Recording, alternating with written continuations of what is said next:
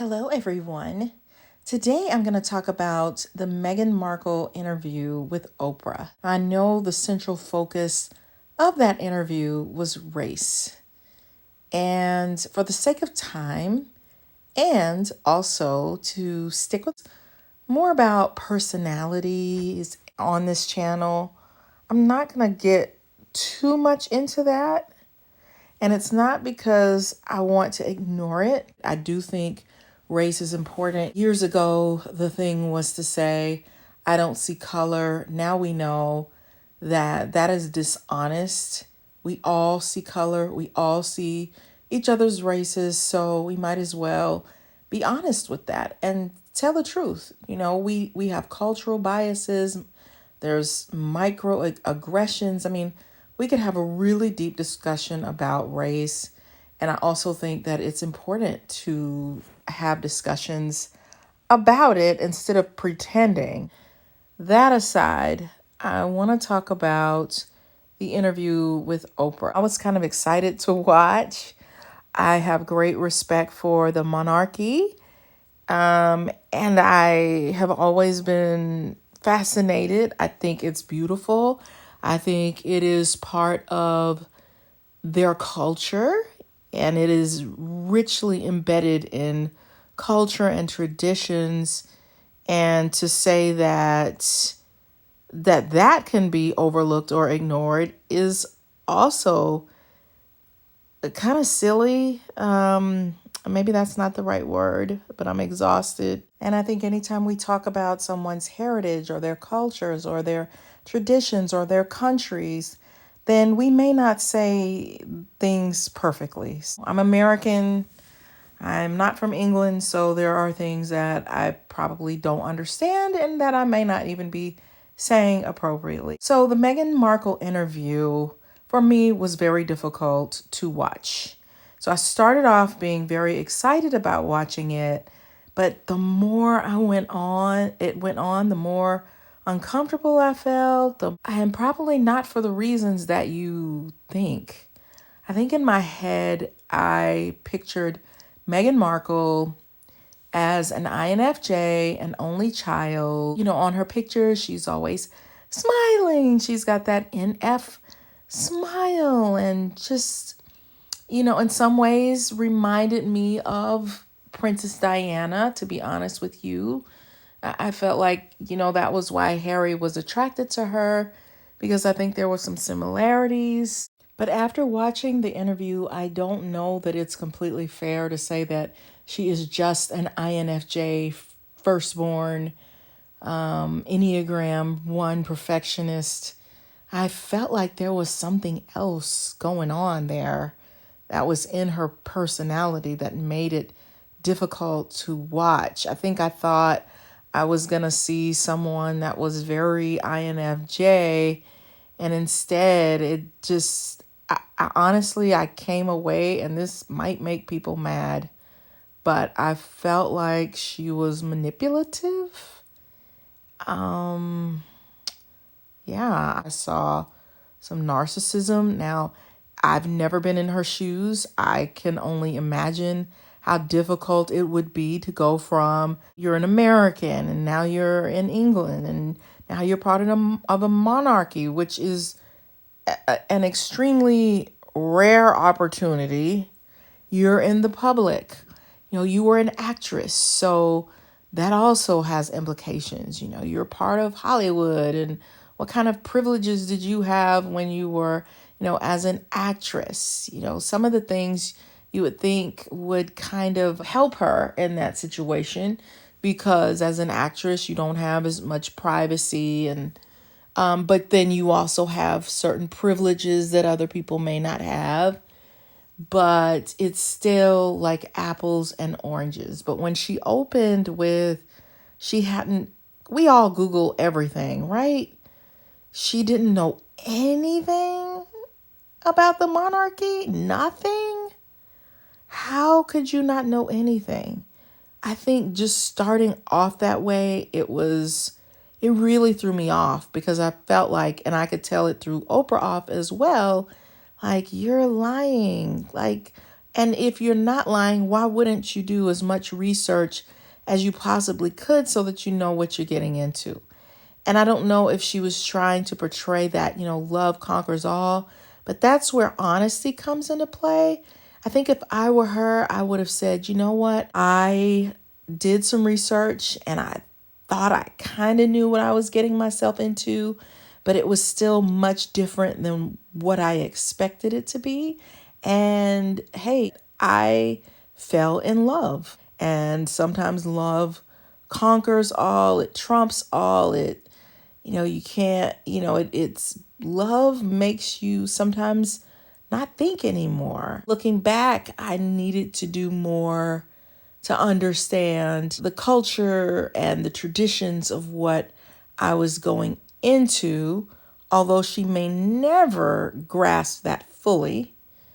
Just like, you can study someone's culture, but unless you're born into it, there's just going to be things that are going to be missing. So I just would have preferred for her to go in with honesty. And instead, I felt like she was trying to use one thing and apply it to everything. Now, when you look at Harry, he accepts her for who she is. He just loves her. I mean, and that's just genuine love. It really, really is. But if you look at his situation, she is his imago match. He has been angry his whole life and saddened because he lost his mother at a young age. And it's like he was on a mission to correct a wrong, which is what we often attract in a love match. That's the most intense love, is when, you can take the hurt of your childhood and now as an adult, you have more power and you can correct the things that you couldn't in childhood. So for him, it gives him a sense of peace and closure because he was able to kind of take what happened to his mother, all that she went through, and correct it through his wife. So for him, he feels like she is his soulmate. That makes sense. And I really love Harry. I think when he came into the interview, he kind of not totally fixed things, but he kind of saved her a little bit. For her, I just didn't hear her admit any fault. And that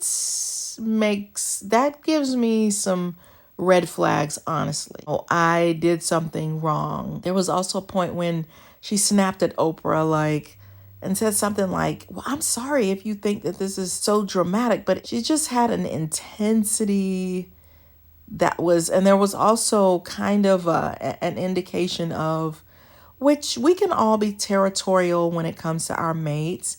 To a certain extent, I understand that. And I understand as a celebrity, you probably would want some level of privacy, but there was something about the way she said, well, 3 days before we had our own ceremony, because that other thing was just for the people.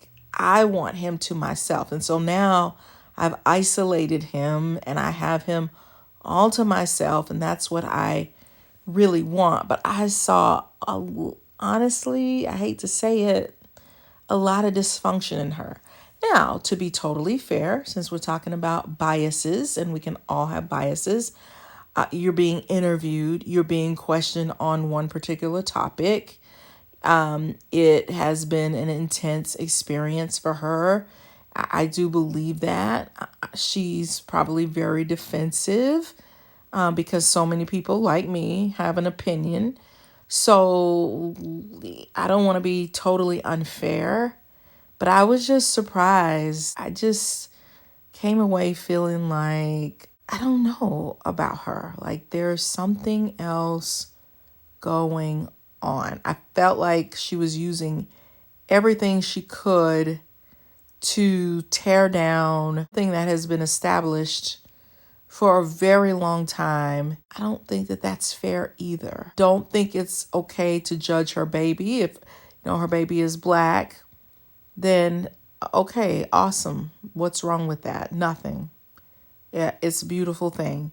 They're in love. Okay. Love is is love. I think there are different aspects that have shaped her personality. And then when you're an only child, that you might as well just put super on everything because you're modeling after adults. So most only children are going to be kind of more, they can be more perfectionistic, have really high standards, morals, ethics.